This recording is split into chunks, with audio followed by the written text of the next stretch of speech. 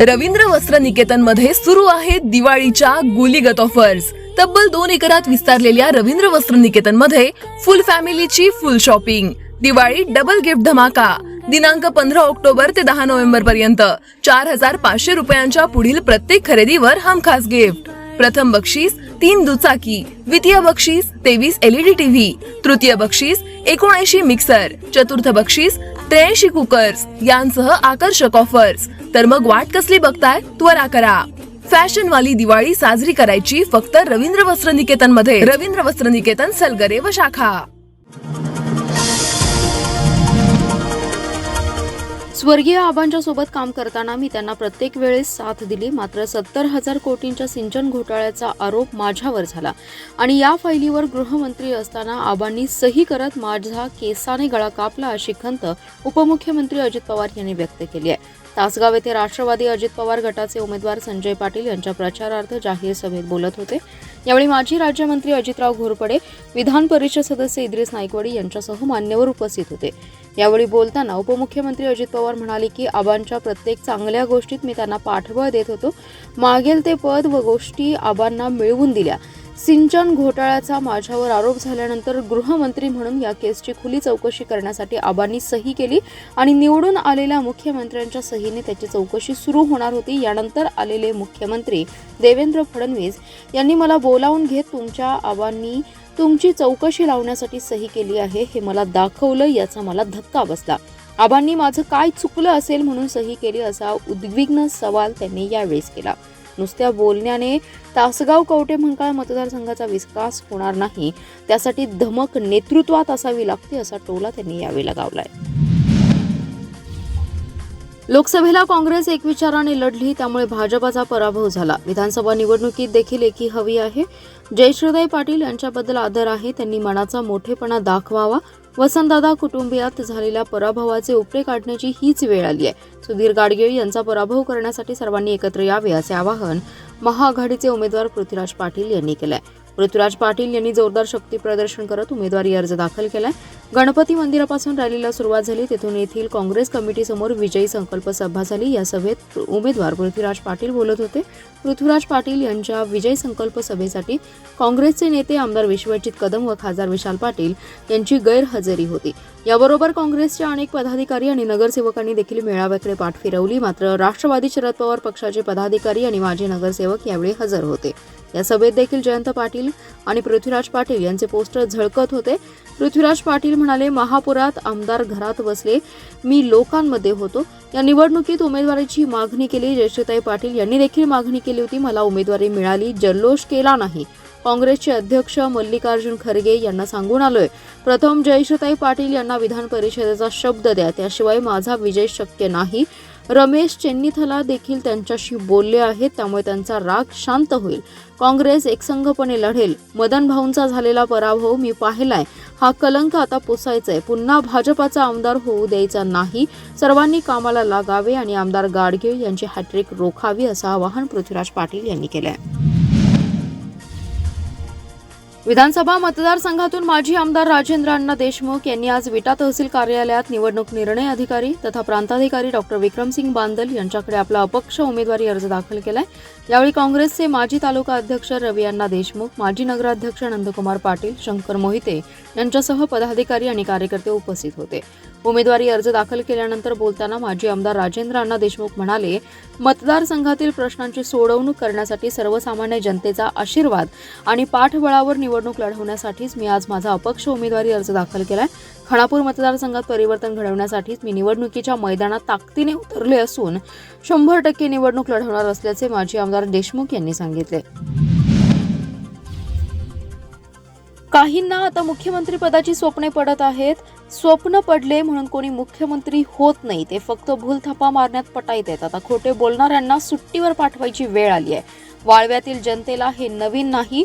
तुम्ही सर्वांनी एकत्र राहा व परिवर्तन करा. इस्लामपूरची बारामती करतो म्हणणाऱ्यांना तुम्ही 7 टर्म संधी दिली, पण त्याच्याकडून काही झालं नाही.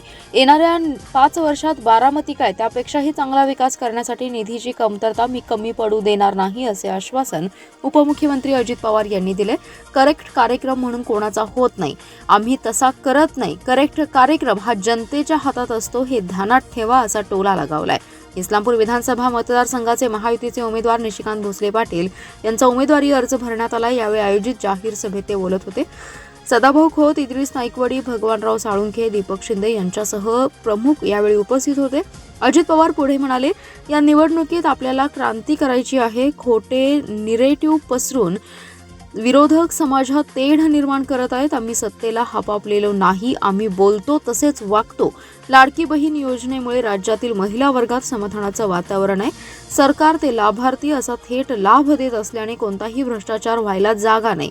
ज्याला पक्षांतर्गत उपमुख्यमंत्री पदाच्या निवडणुकीत 2 मते मिळाली त्यांना मुख्यमंत्री पदाची स्वप्ने पडायला लागल्याचा टोला त्यांनी यावेळी लगावलाय.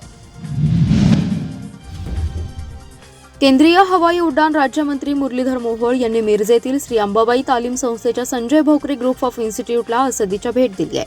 संस्थेचे अध्यक्ष श्री संजयजी भोकरे आणि उपाध्यक्ष श्री सिद्धार्थ भोकरे यांनी नामदार मोहोळ यांचं स्वागत केलं. यावेळी संस्थेचे प्राचार्य, शिक्षक आणि शिक्षकेतर कर्मचारी उपस्थित होते. मंत्री मुरलीधर मोहोळ यांनी संस्थेस भेट दिल्यानंतर अध्यक्ष संजयजी भोकरे यांनी संस्थेच्या कार्याची माहिती दिली. यावेळी मोहोळ यांनी इंजिनिअरिंग कॉलेजच्या इमारतीच्या परिसराची पाहणी करत संस्थेच्या वाटचालीबाबत कौतुक केले. संस्थेची अशी उत्तरोत्तर प्रगती होवो अशी सदिच्छा दिल्या. यावेळी त्यांच्यासोबत जनसुराज्य पक्षाचे नेते समित कदम, माजी नगरसेवक निरंजन आवटी, भाजपाचे युवक प्रदेश उपाध्यक्ष धीरज सूर्यवंशी, अजिंक्य हंबर उपस्थित होते. बेकायदेशीर विदेशी दारूचा साठा करून ओमनी गाडीतून विक्रीसाठी घेऊन निघालेल्या तरुणावर पोलिसांनी कारवाई केली. या तरुणाकडून 76,543 रुपयांची विदेशी दारू आणि 1.5 लाखांची कार असा एकूण 2,26,543 रुपयांचा मुद्देमाल जप्त केलाय. स्थानिक गुन्हे अन्वेषण विभागाच्या पथकाने विटा ते नेवरी जाणाऱ्या मार्गावर सदरची कारवाई केली आहे. या प्रकरणी महेश उर्फ पिंटू वसंतराव उबाळे याच्यावर कारवाई झाली आहे. विधानसभा निवडणुकीच्या पार्श्वभूमीवर जिल्ह्यातील अवैध धंद्यांवर कारवाई करण्याचे आदेश पोलीस अधीक्षक संदीप घुगे यांनी दिले आहेत. त्याप्रमाणे स्थानिक गुन्हे अन्वेषणची पथके तैनात केली आहेत. सहाय्यक निरीक्षक सिकंदर वर्धन यांचे पथक विटा विभागात पेट्रोलिंग करत असताना कर्मचारी हनुमंत लोहार यांना माहिती मिळाली की संशयित पिंटू उबाळे हा विदेशी दारूचा साठा करून तो विक्री करण्यासाठी घेऊन निघालाय. मिळालेल्या माहितीप्रमाणे पथकाने विटा ते नेवरी जाणाऱ्या रोडवर सापळा रचून सदरची ओमनी गाडी पकडली. गाडीची तपासणी केली असता त्यात देशी दारू, विदेशी दारू, बिअरच्या बाटल्या असा एकूण 73,543 रुपयांचा दारूसाठा मिळाला. यावेळी कार आणि दारू असा एकूण 2,26,543 रुपयांचा मुद्देमाल जप्त करत विटा पोलीस ठाण्यात गुन्हा दाखल करण्यात आलाय. विश्वजित कदम यांनी पलूस कडेगाव विधानसभा मतदारसंघातून आपला उमेदवारी अर्ज भरल्यानंतर भरसभेत पुणे पदवीधर आमदार अरुण अण्णा लाड यांच्या अनुपस्थितीचा उल्लेख केला. आपण बोलला की त्यांना वरिष्ठांचा आदेश आल्याशिवाय ते बाहेर पडणार नाहीत. त्यामध्ये तुम्हाला त्यांचं चुकीचं वाटलं म्हणून तुम्ही अरुण अण्णांवर टीका केली, परंतु ते ज्येष्ठ असल्याचे विसरलात आणि 4 भिंतीच्या आड झालेली चर्चा चव्हाट्यावर आणली. आम्ही पवार साहेब आणि जयंत पाटील यांच्या विचारांशी एकनिष्ठ आहोत. वरिष्ठांसमोर सर्व चर्चा करून एकत्रित येऊया असं आमचं मत आहे, पण त्याचा अर्थ तुम्ही वेगळाच काढलात. वरिष्ठांच्या आदेशाची वाट पाहतो असं आम्ही बोलल्याचे आपण सांगत आहात, मात्र तुमच्या बोलण्यातून आम्ही तुमचे विरोधक असल्यासारखं जाणवतंय. तुम्ही सुद्धा पदवीधरच्या वेळेस मुंबईमध्ये वरिष्ठांसमोर आम्हाला बांधून घेतलं, नंतरच पाठिंबा दिला हे तुम्ही जनतेसमोर सांगितलं पाहिजे. आम्ही सुद्धा आमच्या स्वाभिमानी कार्यकर्त्यांना वाऱ्यावर सोडणार नाही. त्यामुळे यापुढे अशी बेताल वक्तव्य करून महाविकास आघाडीत बिघाडी होणार नाही याची काळजी विश्वजित कदम यांनी घ्यावी असा इशारा शरद लाड यांनी दिलाय. माधवनगर रोडवरील चिंतामणी नगर येथे दुकानात निघालेल्या परप्रांतीय कामगाराला कोयत्याचा धाक दाखवून लुटणाऱ्या तरुणास पोलिसांनी जेरबंद केले. सारंग दिलीप वारे असं अटक केलेल्या तरुणाचं नाव आहे. संजयनगर पोलिसांच्या गुन्हे प्रकटीकरण शाखेने सदरची कारवाई केली आहे. विशालकुमार भगत हा मूळचा बिहार राज्यातील सिवान येथील रहिवासी आहे. सध्या कामानिमित्त चिंतामणी नगर येथे तो राहत होता. शनिवारी सायंकाळी 6:30 वाजण्याच्या सुमारास विशालकुमार हा कामावरून घरी आला आणि किराणा मालाचं साहित्य आणण्यासाठी दुकानात निघाला. माळबंगला पाण्याच्या टाकीजवळ तो आला असता एका अज्ञात व्यक्ती त्याच्या जवळ आला. त्याने हत्याराचा धाक दाखवत जीवे मारण्याची धमकी देऊन त्याच्याकडील मोबाईल जबरदस्तीने काढून घेतला.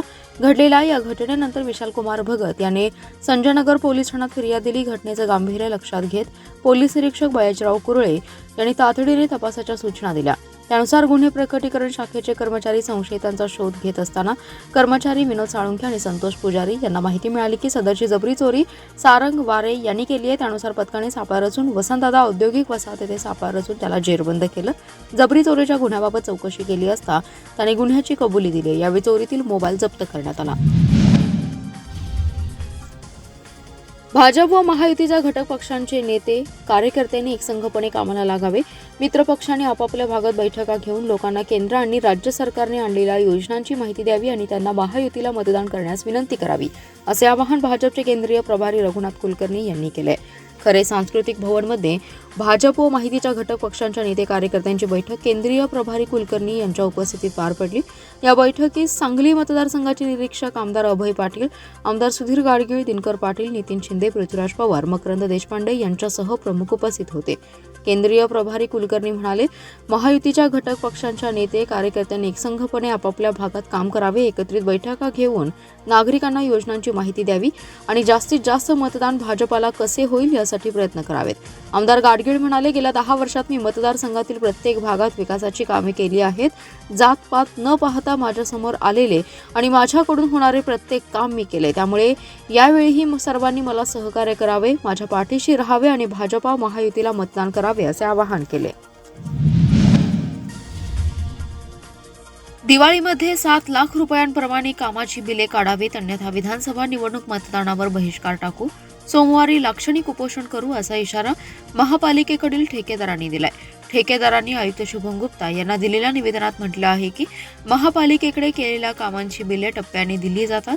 दिवाळीत प्रत्येक ठेकेदाराच्या बँक खात्यावर 3 लाख रुपयांऐवजी 7 लाख रुपयांचं बिल जमा करावं अशी मागणी ठेकेदारांनी केली. मात्र प्रशासनाने सकारात्मक भूमिका घेतल्याचं दिसून येत नाही. अनेक ठेकेदारांची लाखो रुपयांची बिले अनेक वर्षांपासून थकीत आहेत. अनेकांची देणी बाकी आहेत. त्यामुळे सर्व ठेकेदारांनी निवडणूक मतदानावर बहिष्कार टाकण्याचा निर्णय घेतलाय. महापालिकेजवळील व्यापारी संकुलासमोर 1 दिवस लाक्षणिक उपोषणाचाही निर्णय घेतलाय असंही निवेदनात म्हटलंय.